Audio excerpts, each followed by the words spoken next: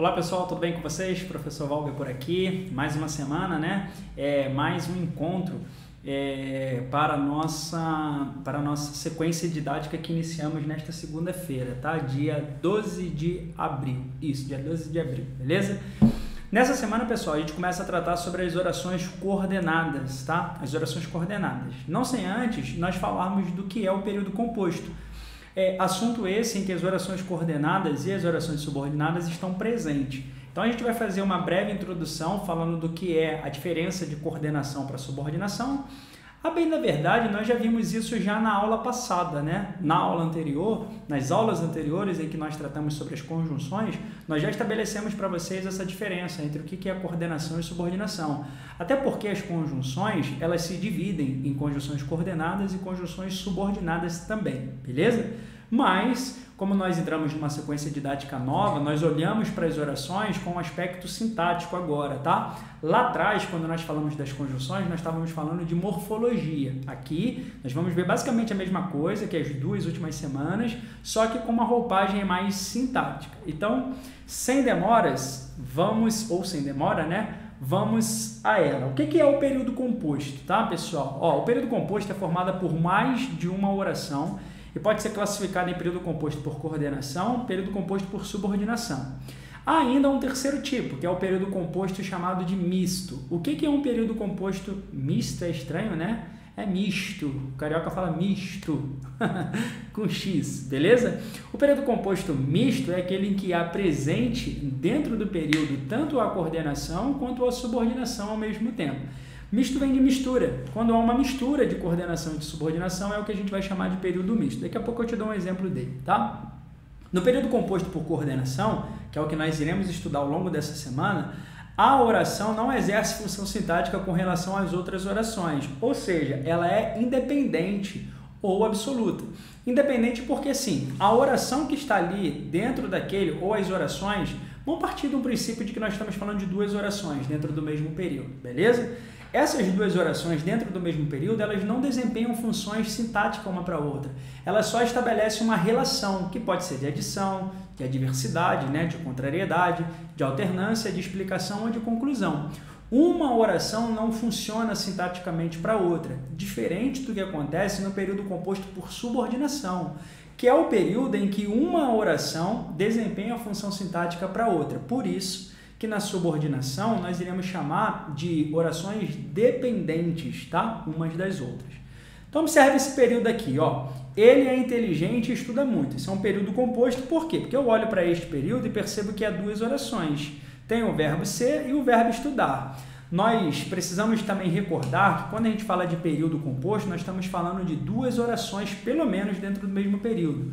E o que configura algo como sendo uma oração? É aquilo que possui verbo. Aquilo que possui verbo nós chamamos de oração. Então, quando eu olho para uma construção como essa e percebo que ele é inteligente, estuda muito, há dois verbos, logo há duas orações dentro do mesmo período, dentro da mesma construção. Então, eu tenho um período só, chamado de composto, tá? Agora, veja o que acontece se separarmos o período em duas orações. Então, veja que num primeiro momento... Estou rindo porque está saindo um barulho estranho aqui do lado, mas deve ser alguma coisa externa ali. Vamos lá. Quando eu falo que no primeiro momento ele é inteligente, ponto final, então eu estou diante de uma oração absoluta, uma oração simples, né? Ou um período simples. No caso de baixo, em azul, eu estou dizendo que ele estuda muito. Eu estou diante de uma segunda oração absoluta, ou de um segundo período simples, tá? O que é que eu fiz lá em cima? Neste caso aqui, ó, eu coloquei os dois períodos simples de baixo de uma forma em que eles aparecessem juntos, formando um único período. Então, neste único período, as orações não desempenham funções uma para outra. Logo, as orações são sintaticamente independentes, tá? Então, olha só o que está escrito aqui. Vou sumir aqui para que você consiga ver tudo. Sumir, tá? E você consegue ler junto comigo o que está escrito. Como você pode ter notado, as duas orações são independentes, não é mesmo? Isso deve-se ao fato de elas não exercerem nenhuma função sintática uma em relação à outra. Esses tipos de orações são conhecidos como orações coordenadas. Agora, olha só, No período composto por subordinação, pelo contrário, as orações que dependem sintaticamente de outra são, isto é, são termos, né? Sujeito, objeto, complemento de outras orações. Então veja o que acontece nestes exemplos aqui.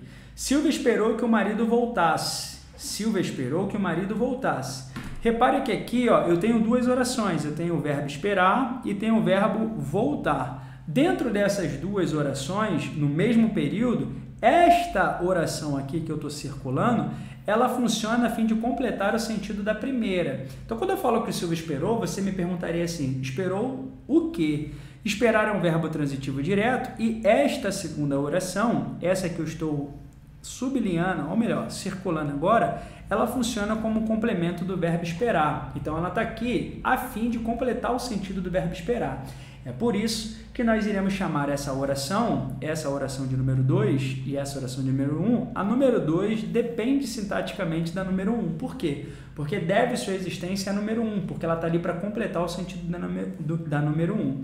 Equivaleria a dizer que Silvia esperou a volta do marido, né? Então, a Silvia esperou a volta do marido, eu teria um período simples. Como eu quis transformar no período composto, o período passa a ser composto por subordinação nesse caso, tá? E combinados os dois processos, temos um período composto por coordenação e por subordinação ao mesmo tempo, que é o período misto. Quando eu falo assim, ó, examinei a árvore, tá? E constatei que nos seus galhos havia parasitas, e essa oração que eu sublinhei aqui, ó, que nos seus galhos havia parasitas, complementa o sentido do verbo constatar, que por sua vez está coordenado com a oração número 1. Eu examinei a árvore e constatei. Constatei o quê? Que nos seus galhos havia parasitas. É como se essa fosse a oração 1, essa fosse a oração 2 e essa fosse a oração 3. A oração 1 e a oração 2 são sintaticamente independentes, uma não depende da outra. Ao passo que a oração 3, ela depende da oração 2.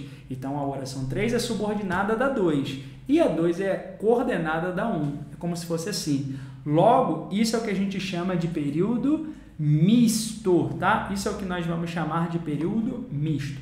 Voltei aqui pequeno para poder me despedir de vocês. Por quê, pessoal? Porque senão a aula fica muito extensa, já que o objetivo desta semana é falarmos de período composto por coordenação. Então, eu vou fragmentar esse encontro em 2. Na próxima aula, vocês vão me ouvir dizer acerca das orações coordenadas assindéticas e das orações coordenadas sindéticas, que se apresentam de 5 maneiras, exatamente iguais àqueles que nós vimos nas conjunções coordenadas: aditiva, adversativa, alternativa, explicativa e conclusiva. Tudo isso é tema do nosso próximo encontro, tá bom? Então, espero vocês animados aqui na nossa próxima aula. Fiquem com Deus, boa semana de estudo para todos e espero revê-los em breve na volta do ensino presencial, tá bom? Grande abraço, pessoal. Fiquem com Deus. Até a nossa próxima aula. Tchau!